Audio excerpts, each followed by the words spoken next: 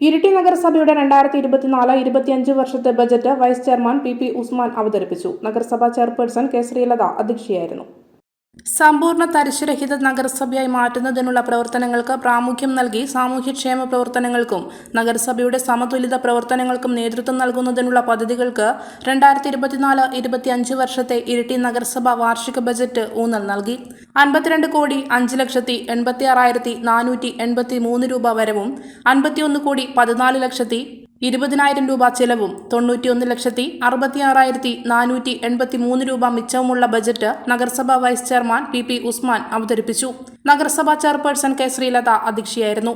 തരിശുരഹിത നഗരസഭാ പ്രവർത്തനങ്ങൾക്ക് 50 ലക്ഷം രൂപയും 2025ഓടെ അതിദരിദ്രർ ഇല്ലാത്ത നഗരസഭയായി പ്രഖ്യാപിക്കാനുള്ള വിവിധ പദ്ധതികൾക്കുമായി 1 കോടി രൂപയും നഗരസഭയിലെ വീടില്ലാത്തവർക്കെല്ലാം സ്വന്തമായൊരു ഭവനമൊരുക്കാൻ 4 കോടി രൂപയും ബജറ്റിൽ മാറ്റിവെക്കുന്നതിന് തീരുമാനിച്ചു.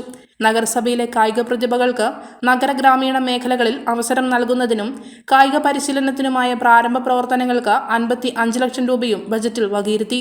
ശുചിത്വ മാലിന്യ നിർമ്മാർജ്ജന പ്രവർത്തനങ്ങൾ ജനങ്ങളുടെ വർദ്ധിച്ചുവരുന്ന ആവശ്യകതകൾക്കനുസരിച്ച് മെച്ചപ്പെടുത്തുന്ന പ്രവർത്തനങ്ങൾക്ക് വേണ്ടി 2.5 കോടി രൂപ ബജറ്റിൽ നീക്കിവെച്ചു. ആരോഗ്യ പരിപാലന രംഗത്ത് മെച്ചപ്പെട്ട പ്രവർത്തനങ്ങൾക്ക് ആവശ്യമായ വിവിധ പദ്ധതികൾക്ക് 2.5 കോടി രൂപ നീക്കിവെക്കുന്നതായി ബജറ്റിൽ പ്രഖ്യാപിച്ചു. അയ്യങ്കാളി തൊഴിലുറപ്പ് മേഖലയെ നഗരസഭാ പദ്ധതികളുമായി ലിങ്ക് ചെയ്ത് കൂടുതൽ തൊഴിൽ ദിനങ്ങൾ കണ്ടെത്തുന്നതിനുള്ള പ്രവർത്തനങ്ങൾ നഗരസഭ സംഘടിപ്പിക്കും. പിന്നോക്ക ജനവിഭാഗങ്ങളുടെ ഉന്നമനത്തിനായി 80 ലക്ഷം രൂപ വകയിരുത്താൻ തീരുമാനിച്ചു. മൃഗസംരക്ഷണ ക്ഷീരവികസന മേഖലയുടെ വികസനത്തിനായി 60 ലക്ഷം രൂപ വകയിരുത്തി. പാൽ, മുട്ട എന്നിവയിൽ സ്വയം പര്യാപ്തത കൈവരിക്കാൻ ലക്ഷ്യമിടുന്നതാണ് ബജറ്റ്.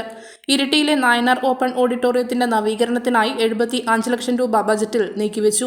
വികസിച്ചുവരുന്ന ടൂറിസം മേഖലയുടെ സാധ്യതകളെ ഉപയോഗപ്പെടുത്താൻ ഇറിഗേഷൻ വകുപ്പും വനംവകുപ്പുമായി സംയോജിപ്പിച്ച് ടൂറിസം കേന്ദ്രങ്ങൾ ആരംഭിക്കുന്നതിന് 25 ലക്ഷം രൂപ വകയിരുത്തുന്നതിന് തീരുമാനിച്ചു.